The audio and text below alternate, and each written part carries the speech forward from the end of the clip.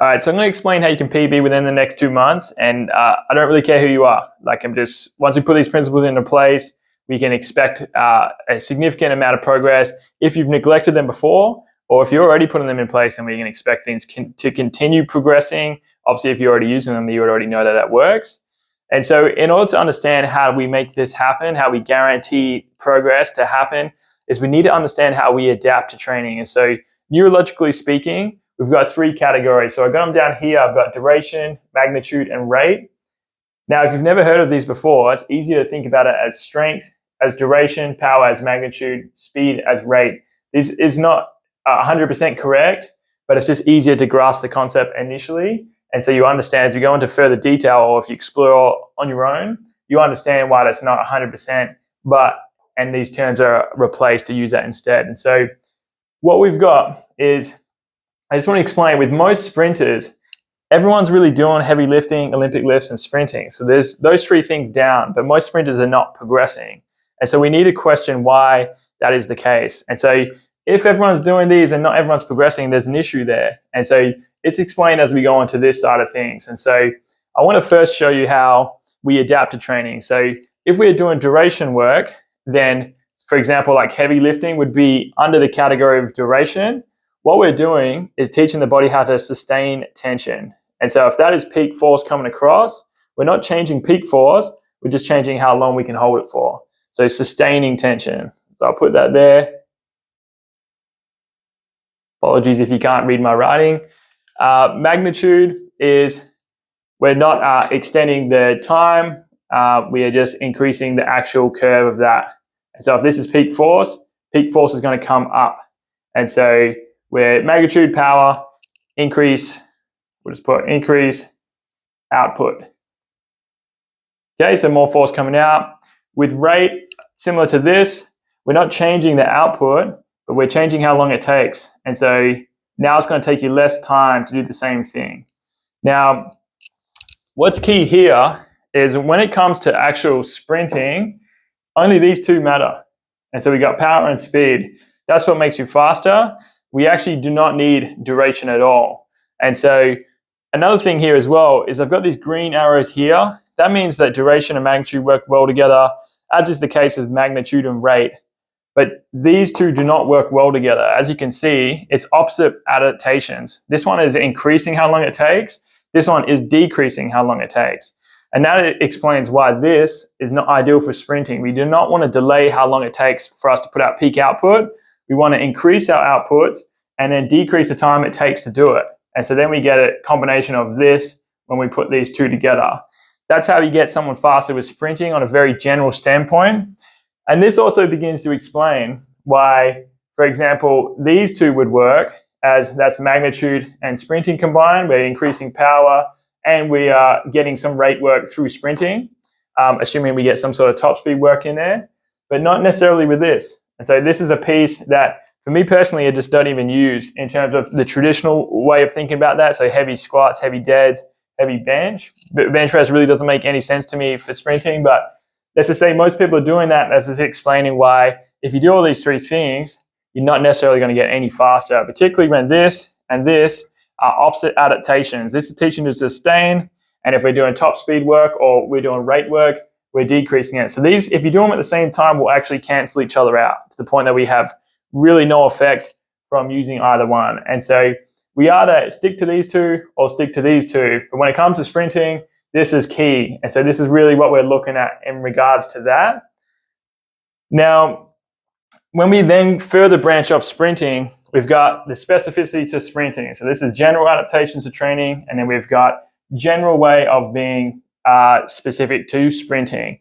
And so that is what I'm talking about with regards to doing these 2. So from a very general standpoint, if we have 100 sprinters, we know, all right, if I give them power work and speed work, we can generally expect good things to happen. So basically, for us to get faster, we either maintain how long it takes us to put that output out. So we maintain this and we increase this. Or we maintain this, but we decrease how long it takes us to hit that same output. Both outcomes will make us faster, and obviously doing them both at the same time would create even more of a change from there. And so that is in regards to how, in generally speaking, how we get better in terms of speed. And then we take it a step further and we go individual specificity. So I say that's generally how we get faster, and then specifically how we get faster. This is where we go into diving into the individual themselves. And so we look at what are they missing technically, what is their race, what are their weak points, strengths, force velocity curves, all these kind of things. And so when we take that into account, now we get a program very specific to the individual, and we can obviously expect further changes from that standpoint from there as well. Now, while I'm on this side of things, specificity of sprinting. So we do not need to do this in terms of actually sprinting. So, I mean, I'm saying this would work, but it's not going to be our best option. So, for example, if I've got an individual, if we go into this level, if I've got an individual that's feet and ankle stiffness is pretty good, if I then use resisted sprinting for them, I can work on the magnitude of force at the highest level of specificity for sprinting and for that individual. And so that would give me a far greater return and transfer to sprinting in terms of this than Olympic lifts would. And so if that's the case, I'm not using these at all, given that I can just do resisted sprints. All right. Now, if I've got someone that has the opposite of that, they have poor feet and ankle stiffness, then that is actually where I would circle back to perhaps this, which I'm going to explain. So at risk of not contradicting myself, this is what matters for sprinting, this whole side of things here. And so the question mark comes under this one. Do we use this at all? And so my thing is, do we use heavy lifting in the traditional standpoint? No, not for sprinters, not for people looking to get fast. And so when it comes to duration, I will actually use it, just not permanently. It's not going to be on the program all the time. There has to be a reason for us to then go in and use this side of things. And so those two reasons comes down to tendinopathy. And what's ironic is we can let's say you don't have tendinopathy, we can actually abuse this side of training and create tendinopathy. So what can happen if we adapt to training by sustaining and so consequently delaying the time it takes us to do a peak output? We are regressing coordination in terms of sprinting. Once you regress coordination, the pattern changes, things get a little sloppy, and you've got a much greater chance of tendinopathy and issues creeping in. And so what's funny is if you don't have this and then you abuse this side of things, do too much of it, you can create it. So let's go backwards from there, and let's say that you actually do have tendinopathy and you've been focusing on this side of things.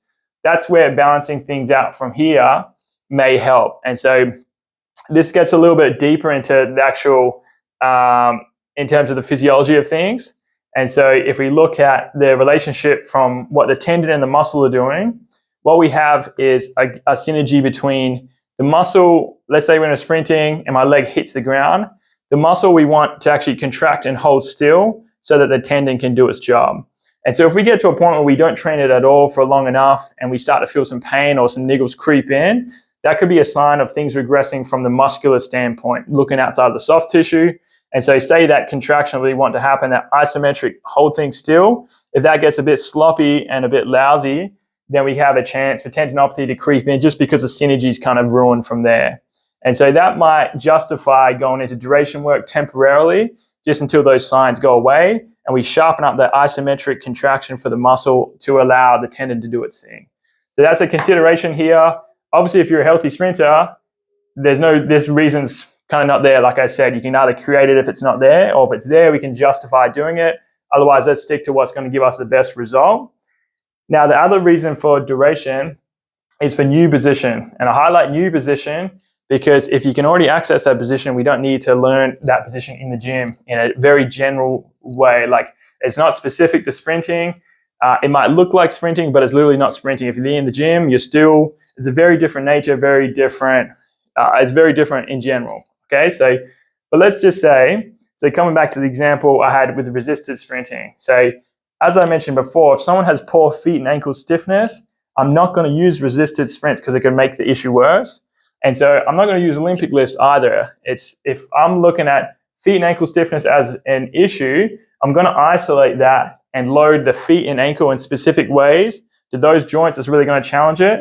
And in this sense, teach my body a new position. So work on getting strong there so that once I can access that position and come back to the track and see that KPI of the feet and ankle has improved, this is a means of how I can use this to make me better at sprinting, because even though we're delivering an ability to sustain tension, and yes, it's opposite to this, I am still getting my body in a position that will allow me to put out a better output specific to sprinting. So if I can't access that position and I have to get into poor positions, this is going to hurt me more than going, okay, let me deviate temporarily, work on this position, and then bring that back. So that's the two means of justifying duration work. And so let's say that you go through that path, you fix that issue. That's where I'll scrap this whole side of things and go back to here. And that's the individual, what's going to give me the greatest return in the short term, and be the most specific to what that individual or yourself, what you need in terms of sprinting from there. And so a lot to take in if you've never taken these principles in before, but this is really key to being able to progress in any sport, and especially sprinting. Sprinting is tough. As I said before at the start, most people do these three things, but most people don't get fast. If you've understood what I've said here, this is why that is the case. And if you flip the switch and take an approach on more of considering how your body adapts to training from a neurological standpoint, you can start to flip the game, put yourself in a position to make progress consistently.